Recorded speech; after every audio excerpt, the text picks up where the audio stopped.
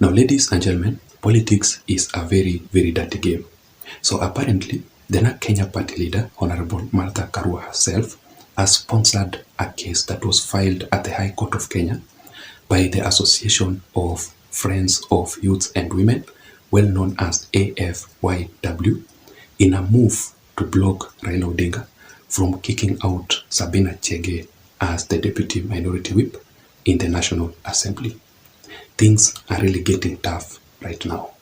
But let me begin by reading for you this particular statement from the Nation media, which says that Martha Karua has cited Section 82 of the Constitution, which outlaws the discrimination of women, political position in the National Assembly based on race or creed, and must be repealed. Martha Karua proceeds to say that we must not allow the infringement of fundamental rights of women leaders and their positions in the National Assembly. So the main reason as to why Martha Karua is defending Sabina Chege is simply because she is a woman.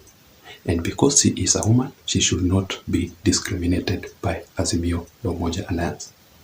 But Martha Karua, by doing all this, simply means that she has officially joined the Kanini Kega's faction in the Jubilee Party and President William Samoei Ruto to defend Sabina Chege.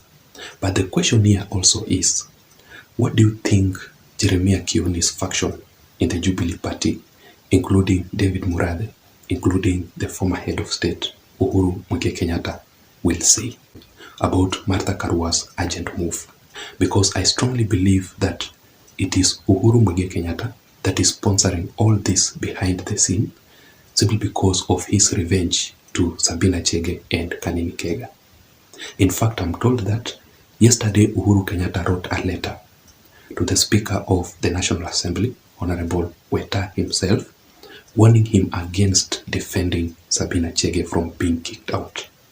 You know, Sabina Chege should have been kicked out previously, but there are two reasons as to why Sabina Chege is still the Deputy Minority Whip in the National Assembly.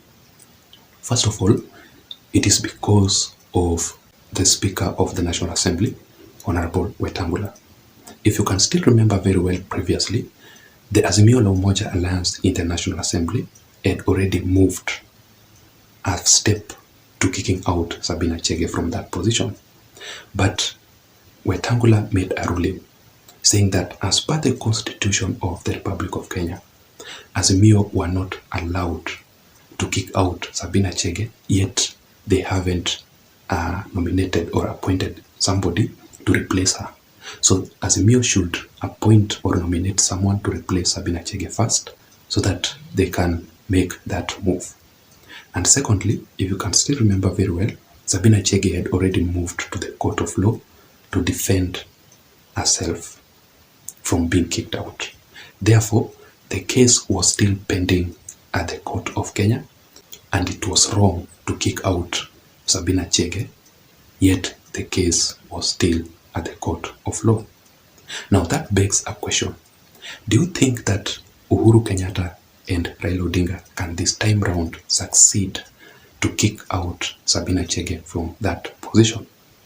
In my considered opinion, I don't think so. Let me give you some of the few reasons as to why I believe that way.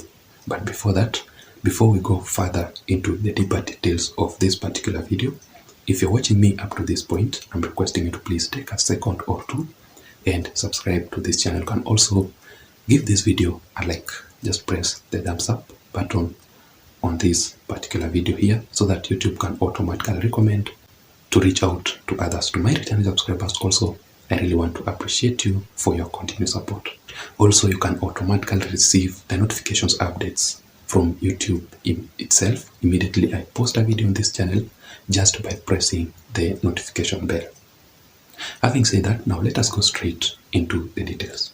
First of all, the reason as to why Raila Odinga and Uhuru Kenyatta will not succeed to kick out Sabina Chege as the Deputy Minority Whip in the National Assembly, it is because of the forces behind President William Samoei Ruto.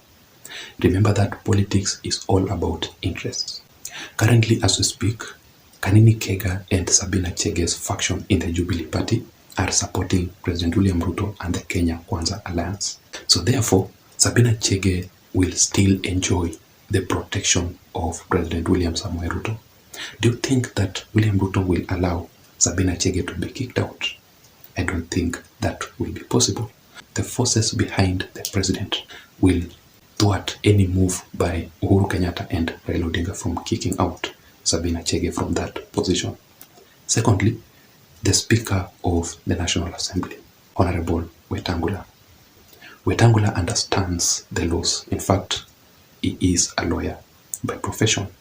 And previously, just like I had said it earlier on, Wetangula defended Sabina Chege from being kicked out. Sabina Chege should have been kicked out long period of time ago.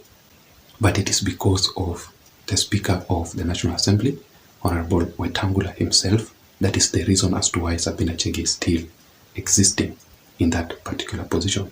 So I strongly believe that also this time round, because the process will be through the parliament, Wetangula will also defend Sabina Chege. And finally, it is the court of law. Currently, there is that case that was filed at the High Court, being sponsored by none other than Martha Karua.